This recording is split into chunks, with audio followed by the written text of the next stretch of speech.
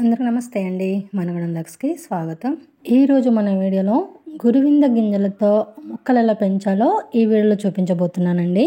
అంతరించిపోతున్న అరుదైన వాటిల్లో ఈ గురి గింజ కూడా ఒకటి అండి. మేము ఇప్పుడు చిన్నగా ఉన్నప్పుడు వీటిని చూసేవాళ్ళము.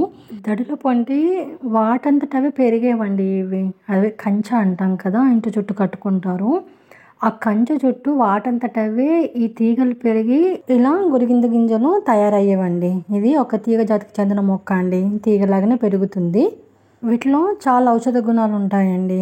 వీటిని పాము కాటుకు ఉపయోగిస్తారు అని అంటారు. అలాగే హెయిర్ గ్రోత్కి, హెయిర్ ఫాల్కి కూడా ఉపయోగిస్తారని మన ఆయుర్వేదంలో అయితే ఉంటుంది. ఈ గురివింద గింజల్ని ముఖ్యంగా పూజల్లో వాడతారండి. చాలా లక్ష్మీప్రదం అంటారు. నా పూజ గదులు ఎప్పుడూ ఉంటాయి. అలాగే పూర్వీకులు ఈ గురివింద గింజలతోనే బంగారాన్ని తూకం వేసేవాళ్ళండి. అందుకే గురిజత్తు బంగారము అంటారు, మీకు ఐడియా ఉంటే. అయితే ఈ గురివింద గింజల్ని మనము నోట్లో పెట్టుకోవడం కానీ, కొరకడం కానీ, మింగడం కానీ చేయకూడదన్నమాట.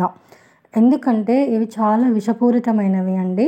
కాబట్టి వీటిని మనము నోట్లో పెట్టుకోవడం, తినడం చేయకూడదు. ఇంకా వీటి ఉపయోగాలు తెలుసుకుందామండి ముందు. ఇప్పుడైతే మనము ఈ గురివింద గింజల్ని మనము 24 గంటల పాటు నీళ్ళలో నానబెట్టుకోవాలన్నమాట. నానబెట్టుకుంటే చూడండి, అవి కలర్ మొత్తం షేడ్ అయిపోయినాయి అనమాట, ఉబ్బి.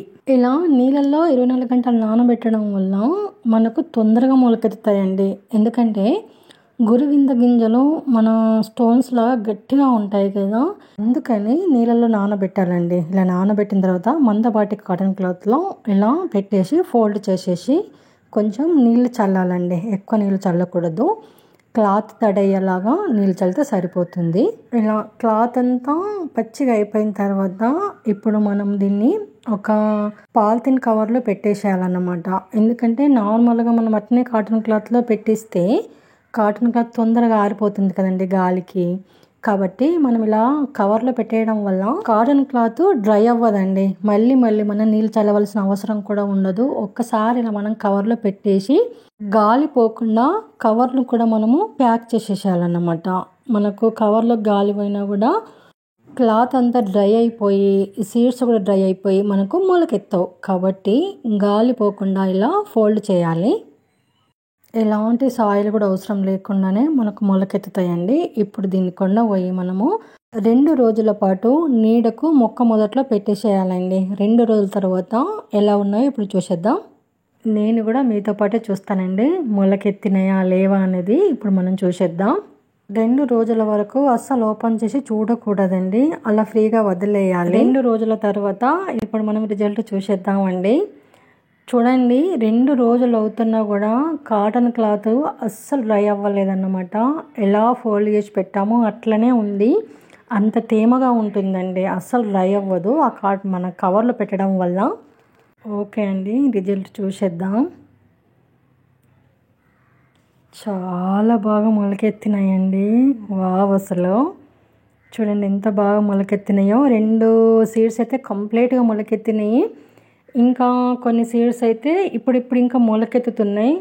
ఇంకా 2 గురివింద గింజలు అయితే అట్లనే ఉన్నాయి అన్నమాట. మనము ఎట్లా వేసినామో అట్లనే ఉన్నాయి. ఎందుకో రీజన్ చెప్తాను నేను మీకు. చూడండి ఎంత బాగా మొలకెత్తినాయి కదా, సూపర్గా మొలకెత్తినాయి అండి. ఇప్పట్లో అయితే మనకు ఈ గురివింద చెట్లు మనకు కనిపించట్లేవండి, అంతరించిపోయినాయి కంప్లీట్గా. ఎక్కడో ఒక దగ్గర అడవులలో కనిపిస్తూ ఉంటాయి, పొదలలో. కానీ మనం ఇలా గురివింద గింజలను కొనుకొచ్చుకొని మనం ఇంట్లోనే ఇలా పెంచుకోవచ్చండి. 1-2 పాదులున్నా సరిపోతాయి అన్నమాట. మనం ఎన్నైనా గురివింద గింజల్ని మనమే ఇంట్లోనే పెంచేసుకోవచ్చు. కొన్ని మొండి విత్తనాలు ఉంటాయి కదండి, తొందరగా మొలకెత్తాం అన్నమాట, చాలా టైం తీసుకుంటుంది. అలాంటి ఏమైనా విత్తనాలు ఉంటే ఈ ప్రాసెస్లో వేయడానికి ట్రై చేయాలి. ఫాస్ట్ గ్రో అవుతాయండి, తొందరగా మొలకెత్తుతాయి. ఒక్కసారి మొలకెత్తిందంటే చాలండి, ఇంకా అవి పెరుగుతూనే ఉంటాయి అన్నమాట. చూడండి, కొన్ని మొలకెత్తినాయి, ఇంకొక 2 రోజుల్లో కొన్ని మొలకెత్తవలసి ఉన్నాయి. కానీ ఈ 2 గురివింద గింజలు మాత్రము మనం ఎట్లా వేసినామో అట్లనే ఉన్నాయండి. నీళ్ళల్లో వేసినా ఉబ్బలేదు. మనం ఇలా మొలకెత్తడానికి ప్రాసెస్ చేసినా కూడా అందులో కూడా మొలకెత్తలేవన్నమాట. ఎందుకు అంటే ఈ గురివింద గింజలు చెట్టు నుంచి తీసినవి కాదు. గురివింద గింజలు నేను షాప్లో కొన్నానండి. షాప్లో కొన్నప్పుడు కొన్ని ఇలా ప్లాస్టిక్ గురివింద గింజలు కూడా వేసి అమ్మే ఛాన్సెస్ ఉంటాయి. కాబట్టి అవి మనకు మొలకెత్తవన్నమాట. సో అవి మనం ఎన్ని ప్రయత్నాలు చేసినా అవి మొలకెత్తవు, అవి పడేయడమే. ఇలాంటి పూజలకు వాడినా మందులకు వాడినా అస్సలు పనికి రావండి. కాబట్టి ఒక్క మొక్క పెంచుకోవడానికి ప్రయత్నం చేయాలి. ఇంకా లైఫ్ టైం మన దగ్గరనే ఉంటాయి. ఇప్పుడు ఈ ప్లాస్టిక్ గురువింద గింజలో ప్రాబ్లం ఉండదు.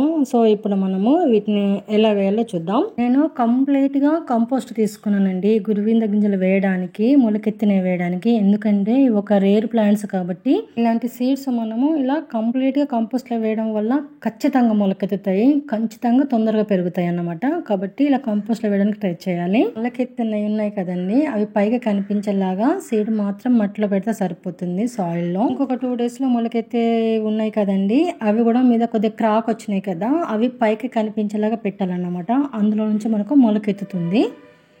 అలా కొద్దిగా ఓపికతో మనం అలా చూసుకొని నాటుకోవడం వల్ల మనకు 2-3 daysలోనే మొలకెత్తిపోతాయండి.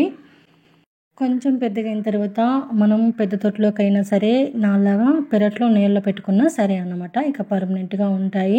మళ్ళీ మనం మొక్కల్ని పెంచవలసిన అవసరం ఉండదండి. సీడ్స్ పడుతూ ఉంటే వాటంతట అవే మనకు మొలకెత్తుతూ ఉంటాయి అన్నమాట.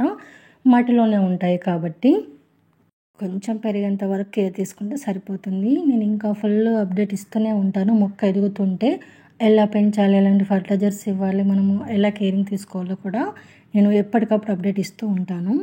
ఇలా మొలకెత్తిన వేసిన తర్వాత కొన్ని నీళ్ళు చల్లేసి నీడకు పెట్టాలండి మొలకలు పెద్దగా అయ్యేంత వరకు.